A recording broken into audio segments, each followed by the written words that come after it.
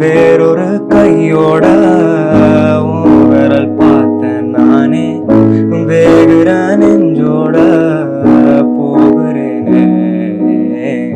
வேறொரு கையோட உன் விரல் பார்த்தேன் நானே வேகுற நெஞ்சோட போகிறேனே.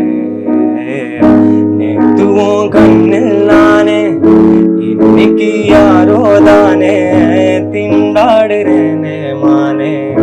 தப்புன்னு விட்டுட்டேனே பார்க்காம பேசாம என் கூட சேராம போனாலும் நல்லா இருப்போம். தாங்காம தூங்காம நான் இங்க வாழ்ந்தாலும் நீ ஆச்சும் நல்லா இருப்போம்.